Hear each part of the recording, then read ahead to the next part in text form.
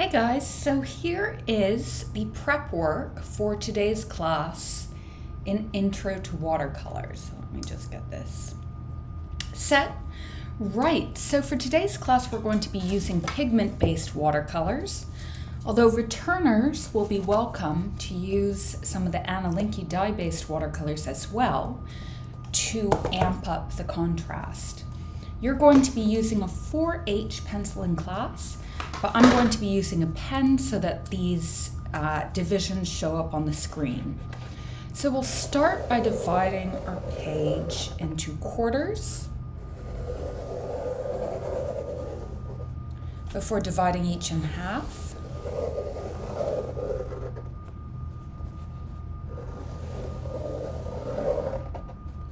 And we can divide this box in two. And we're going to start by looking at brush technique.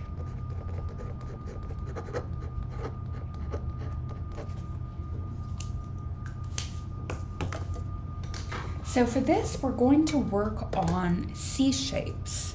So I'm just going to mix together a little bit of red. I'm using the crimson here. And starting with the tip of my brush on the page and then pressing down slightly before lifting off, I'm just going to make some C's on top of each other. And now I'll add a little bit of yellow to that.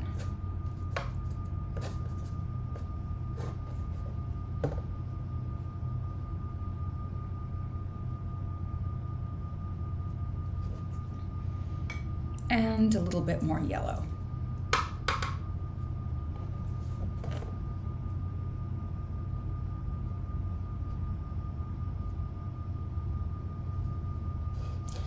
You can get a huge range of effects based on just how you hold your brush. So it's worth really practicing these different brush strokes.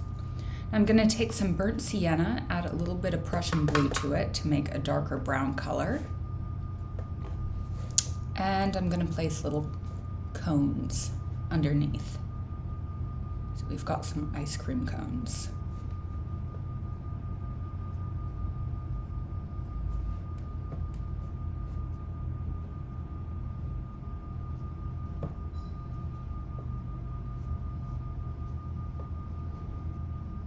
One thing about watercolors is that we use wider areas of highlight, so wider areas of white space, to create a greater sense of contrast.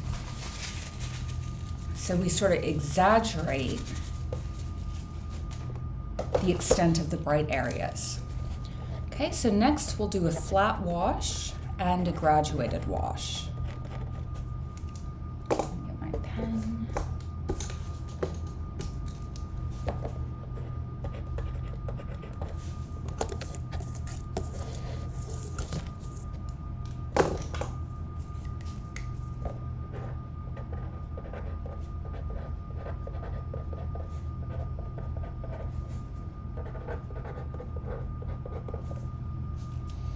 A flat wash is when we just mix together, so 1 part watercolor to 2 parts water. Make sure you mix enough, and then we're just going to go 1 stroke, another stroke, and another stroke, dipping back into our well with each stroke. A graduated wash, on the other hand, just going to mix up a little bit more of that.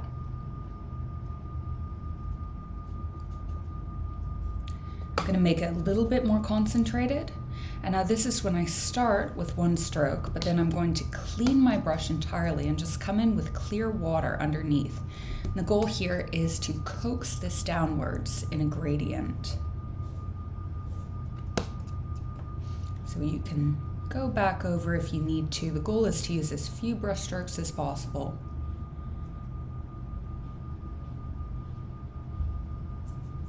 To create this gradient. So that's a graduated wash. Okay, so now we're going to add another 2 techniques to this. So we'll have lifting out and a wax resist. let's divide this area into thirds very lightly. And in the bottom third, I'm going to rub this pencil from side to side. Now I'm going to take my brush, let me just find it, turn my page upside down, and take some of the yellow ochre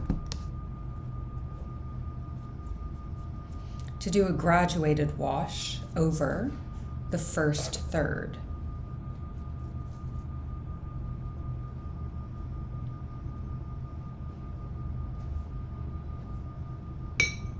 And you'll notice the wax resisting the paint. Now I'm going to grab a little bit of blue that I can mix together. So just mixing together some blue here. You can add a little tiny touch of yellow to it. And we're going to do a flat wash here, or actually we'll do a graduated wash as well here.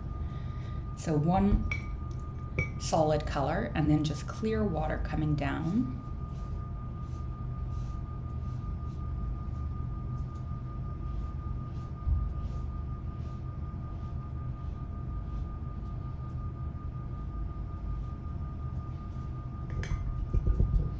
And then we'll do a flat wash for the sky, but for this we're going to do lifting out. And so you're going to have a bit of paper towel on hand. I'm going to do a flat wash up here.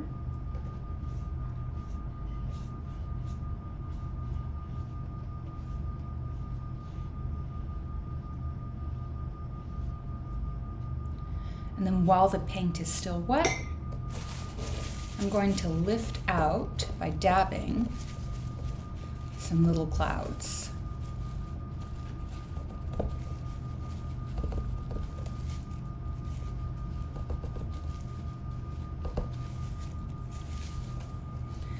So moving on, we're going to expand upon that idea of lifting out. And for this, you're each going to have a little coin on hand.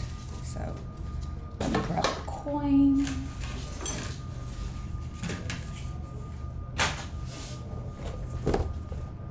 Here we go. And a paper towel. I'm going to mix together some of this Prussian blue with some of the burnt sienna to make a dark, muddy blue. I'll add a little bit of ultramarine to it.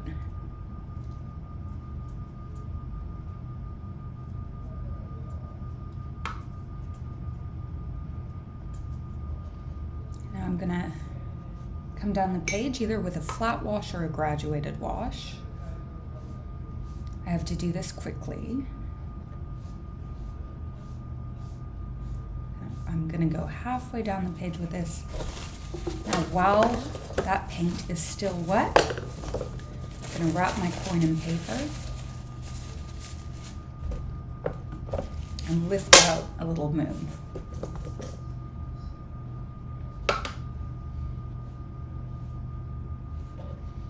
And then I'm going to just mix together a little bit more of that darker color.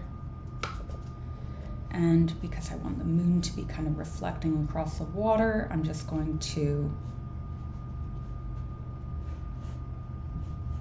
move in from side to side, allowing a little bit of white to come down over the water.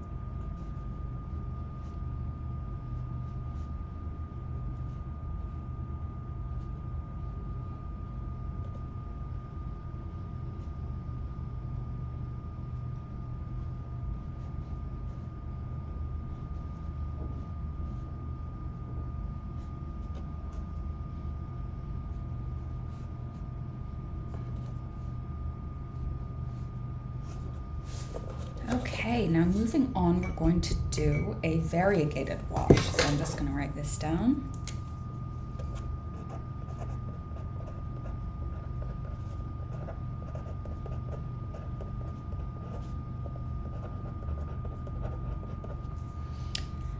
And let's grab that candle again, because we're going to be doing a wax resist on this one. So I'm going to do 2 little dots, one up here and one directly below it. I know you can't quite see it on the screen. And now I'm going to mix together a few colors. So I'm going to go with some red, some clean burnt sienna, and some yellow ochre.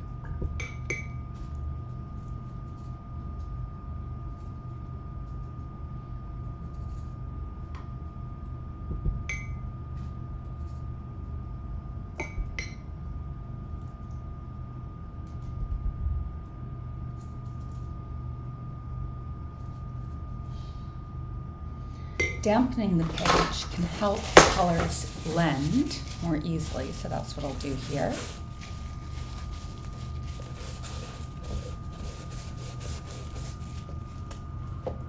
Then a variegated wash is when we allow these different colors to blend into each other. So I'm going to do the first row red, but then I'm going to dip my brush into the burnt sienna and then dip it into the yellow.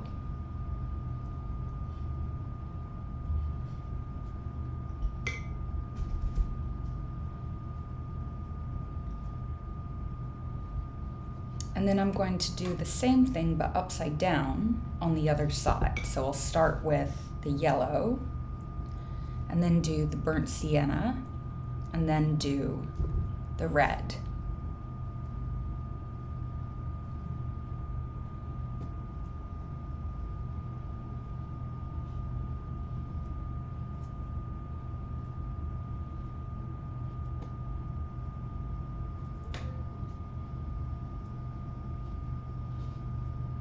And you have a little setting sun.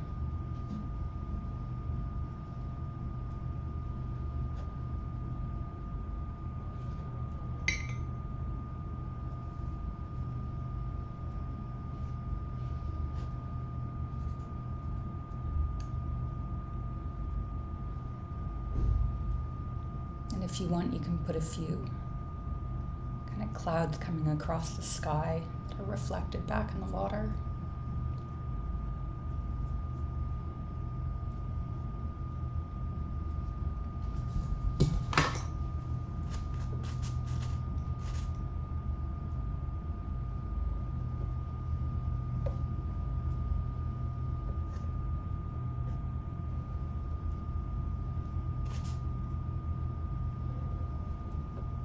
Okay, in the next box, we're going to do glazing.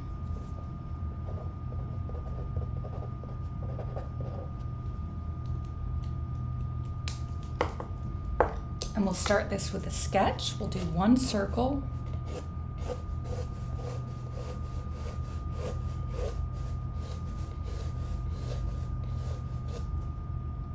Another circle in the middle, and then we'll do an oval.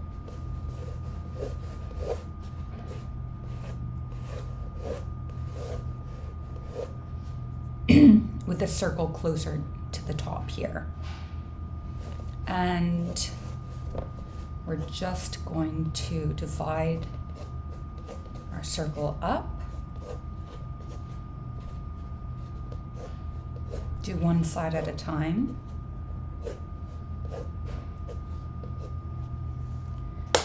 And I'm going to come in, I can use either a wax resist or simply avoid that space in the middle. So let me get my candle. Just gonna avoid this little space here. And then I'm going to come in with 1 layer of red using a flat wash.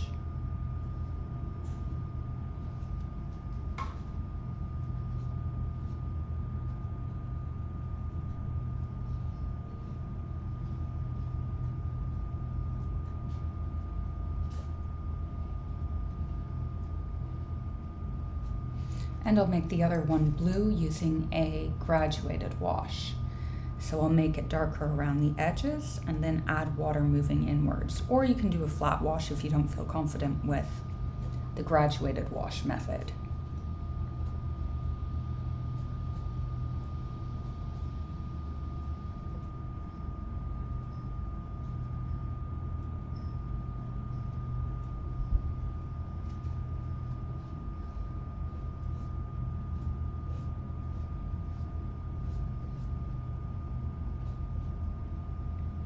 And we need to leave this to dry now as we move on.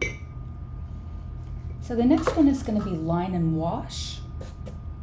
And that's where we allow a pen or a pencil or another, form of creating a line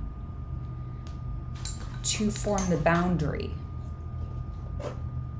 of the objects we're making. So I'm going to make a slice of watermelon using a green and red colored pencil. With the green, I'll also make half of a lime.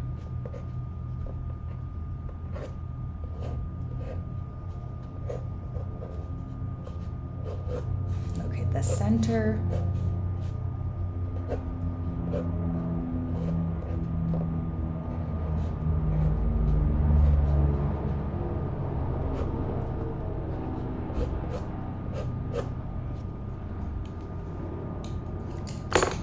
And I'm going to use the dye-based watercolors for this just because they're more vibrant, so I like the effects more. With line and wash, you want to allow large, clear areas. So you want to remain loose. You need to make sure that you have enough white. And I'm just kind of placing this in very lightly, leaving some white spaces for the highlights.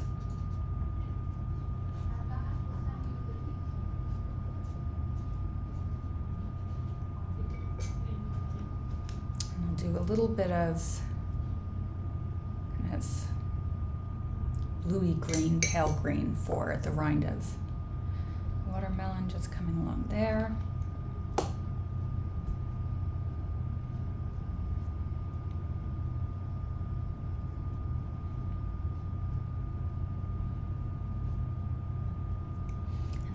Sit. And now in our final box, we'll be doing this in an H pencil.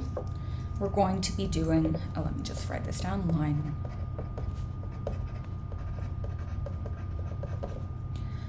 We're going to be learning the dropping in technique.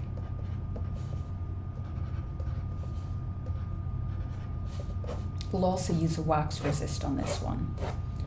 Okay, we're going to go a little bit larger than a semicircle, so ducking down around the edges. And then directly in the center, we're going to do two sides. This is a scallop shell, and then we're going to get the sides coming in like this.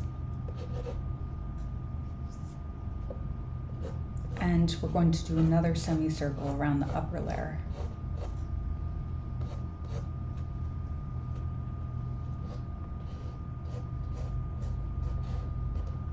Okay, so now we're going to just divide these sections so that they're all hitting the base here. And then a little bit closer next to each section, we're going to do another divide.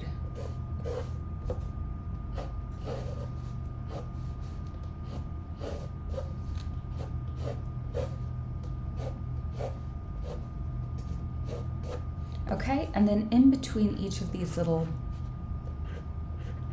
areas coming out, we're going to duck in and over to create a scalloped edge.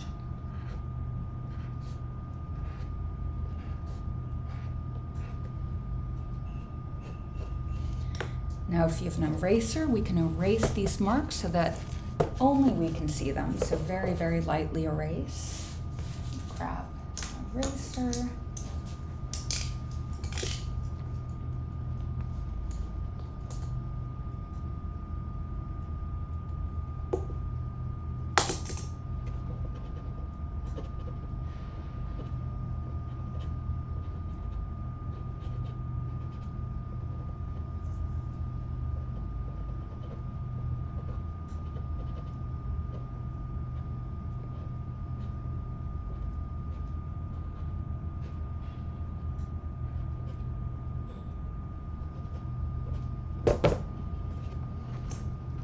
And I'm also going to do a wax resist.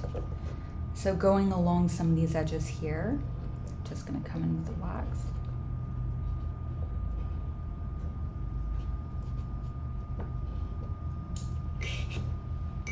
And I'm going to wet down this area. So all the area of the scallop.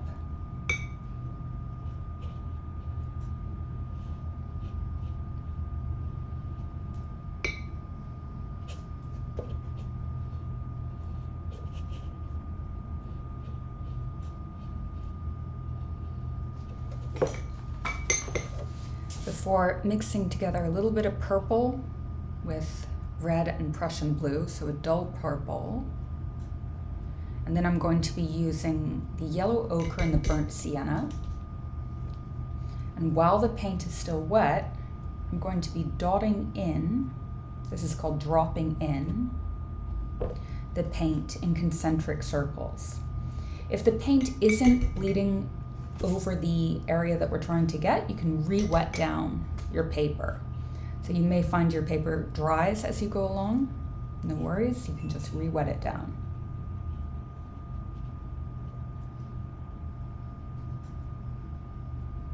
I'm using a fairly heavy amount of paint here because I know that it's going to dry a lot lighter.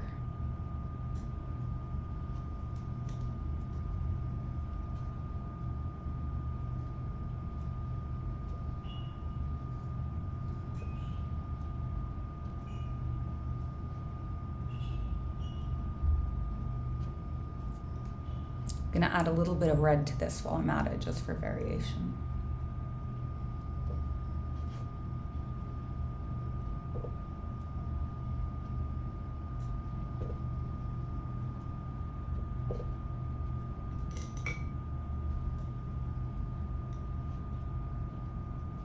And then I'm just going to come in with yellow ochre for the two sides.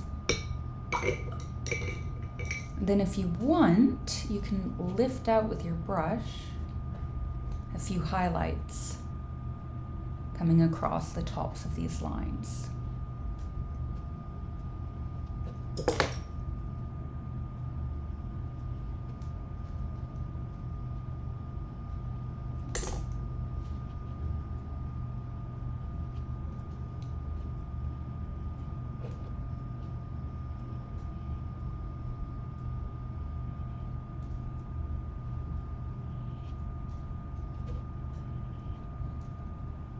Now I need to allow this to sit, and while we do that, we're going to learn how to do dry brushing. So this is useful if I'm going to give you each a spare sheet of paper to practice this on, but I'm going to mix together some burnt sienna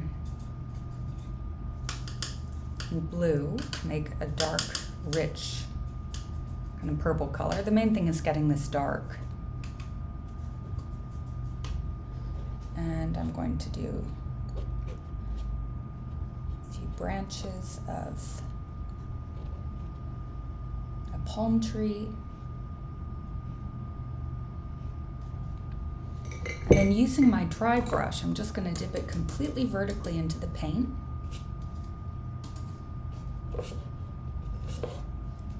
And then kind of pull it across the page to create the effect of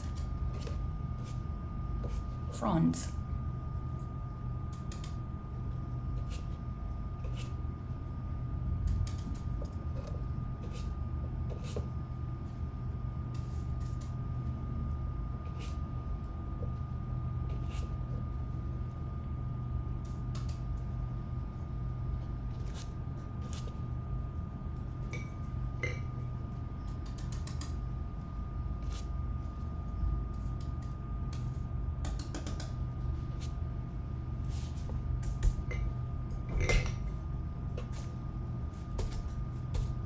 You can also mix a little bit more blue in there.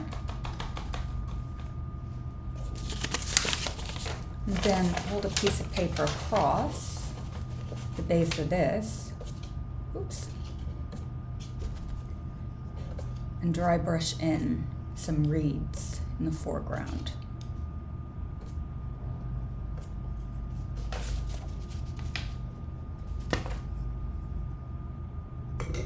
Now we can move back to glazing because this is dry. So I'm just going to, on this one, mix together a little bit more red.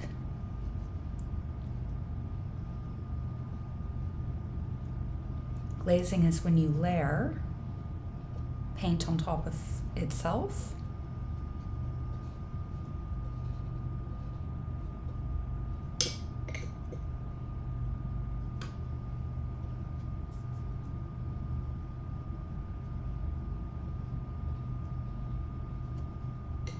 And for this one, I'll use yellow, which should make kind of a greenish color.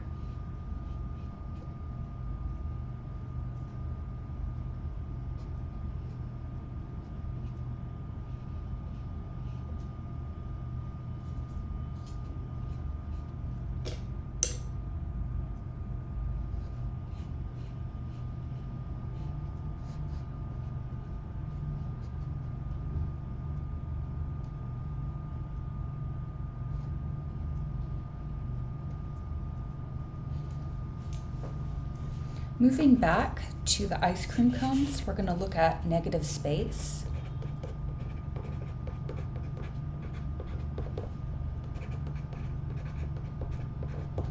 And this is important because the space around an object is just as important as the object itself in watercolors.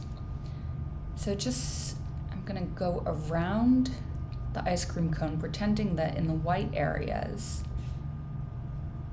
the cone's extending, and you'll notice how that changes perception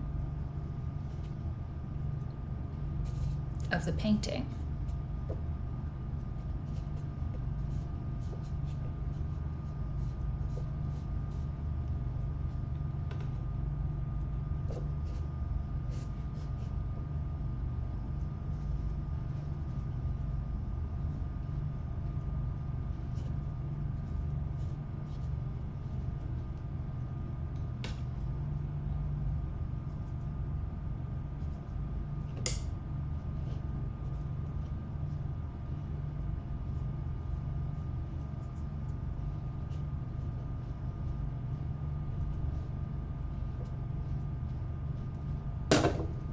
Okay, and now this should be dry enough now. I'm going to add a little bit of, actually I'm just going to use burnt sienna here for the shadows. I'm just going to come along the edges. I'll add a little bit of blue to that. This is also glazing, so I'm just placing in some shadows along the edges.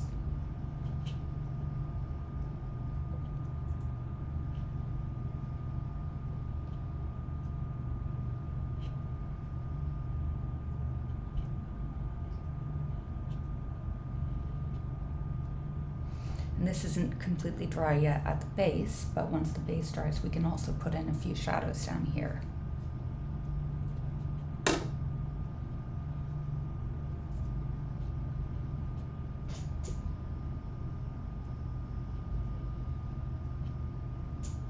And of course, a background if you'd like.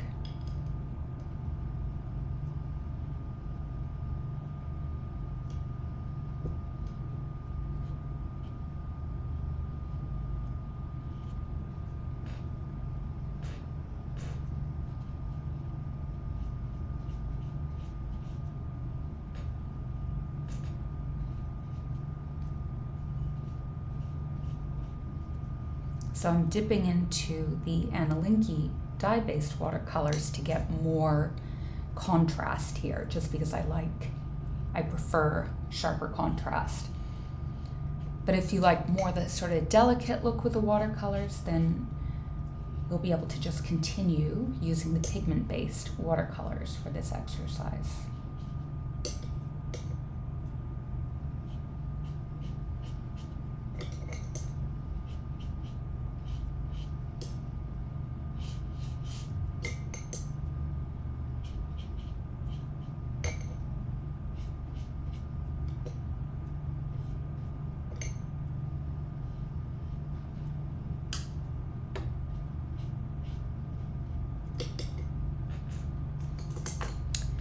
And now we're gonna just put some seeds in the watermelon.